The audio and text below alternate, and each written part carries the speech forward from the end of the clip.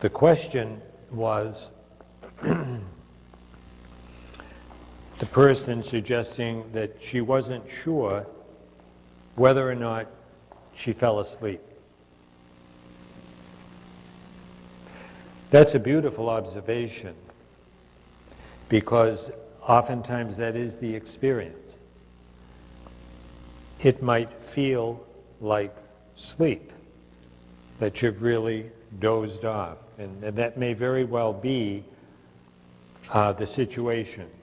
If that is the situation, I've actually fallen asleep, when you become aware that you've fallen asleep, you gently return to your sacred word without any negative, oh, what's the matter with me, and just gently return to the sacred word. But what I appreciated about the observation and even the uncertainty surrounding was I or wasn't I, if you recall, in Father Thomas's teaching, those two chapters in Open Mind, Open Heart, when he begins to talk about or describe the various types of thought, well worth a read if you haven't had the opportunity, because thoughts are, as I mentioned, integral to the practice of centering prayer. Well, that fourth type of thought that Father Thomas identifies is what he describes as a self-reflective thought. And how would we describe a self-reflective thought? Precisely from the point of view of, here you are in the midst of your prayer, you're centering, and at some moment in the 20 or 30 minute sit, you may begin to reflect upon your experience of the silence. And how does that begin to emerge? It's like where have I been? What's really going on? It's just an awareness of that deeper experience of silence, and you begin to reflect upon the silence, and it may feel like, have I been dozing? But in point of fact, you're on that deeper level of silence. And then you begin to reflect upon that experience. Where have I been, or how did I get here? Wow, this is very deep. This is weird. Type of, and it's like, as that energy begins to pump up, let it go. Return ever so gently to the sacred word. So Father Thomas's teaching on thoughts, in my own biased opinion, is brilliant. It's really brilliant. And so if you haven't had a chance to kind of hone up on that, so to speak, go back to that material in Open Mind, Open Heart. Again, without belaboring the point, the ordinary wanderings of the imagination is the first description of thought. When you become aware that you're into just mulling, let it go, return to the sacred word.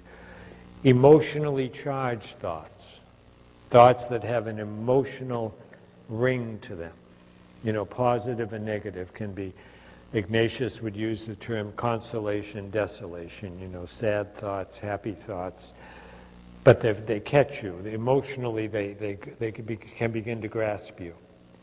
Let them go. When you become aware, you're engaged. The third type of thought is what is described as insight. And it's a much more subtle kind of thought, and it usually comes out of our experience where, again, we have so much on our plates, and we're constantly, we have issues and we have projects and we have all kinds of things going on in our lives, and sometimes we're at a point where there's something that's really bothering us.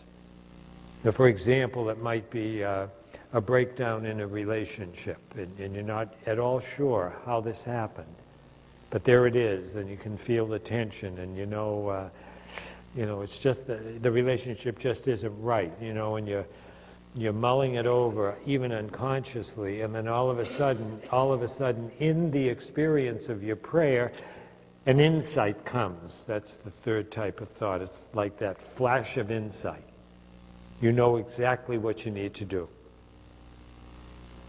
And Father Thomas would say, let it go.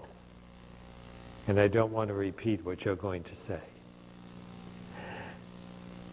You know, it's like, do you realize how much I've been struggling with this and it's just come together? No, let it go.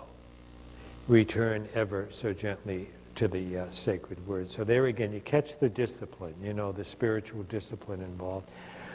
And then the fourth type of thought is that self-reflective kind of thought. And then the fifth type of thought is what he describes as psychological unloading.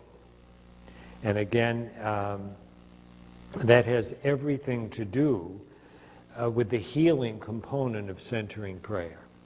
Because in the dynamic that is integral to the practice of centering prayer, and I mentioned that mode of receptivity, when you're in the silence and when you're consenting to the love and to the presence and to the action of God with open hands and with open hearts, part of what begins to unfold is that you give God the space to begin to soften up what is described as the hard pan of our false self system.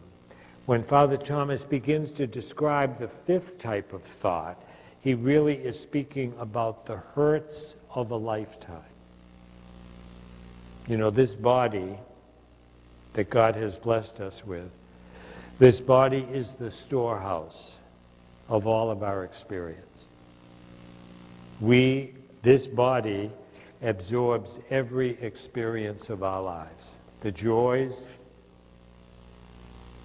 the blessings, but also the hurts and the pain. And one of the ways that I just touch on that very is a friend of mine said years ago, he was at, I believe it was his 50th birthday party, and he had invited all of his family. They were down in Coral Springs, and the family, most of the family is from Pittsburgh, and they all came down for this major celebration. And when Jack addressed the group, he said, you know, sometimes life hurts. Sometimes life hurts. Well, it's that experience, as you begin to unpack that, it's that experience that we absorb.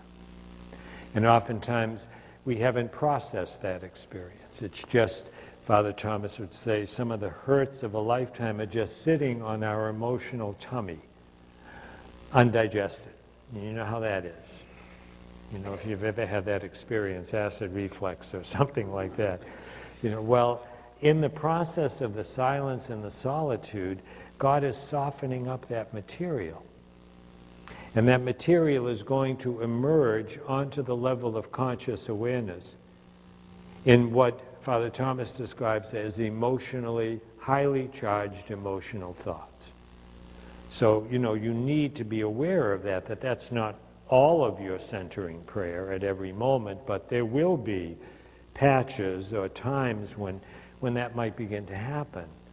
So that as long as you know that when that emotional material of a lifetime begins to emerge onto the level of conscious awareness, God is really inviting you to let go. And when we say let go, we're really speaking about surrender. You're letting that material surface onto the level of conscious awareness. You're surrendering it to God. Take, Lord, receive. You really are.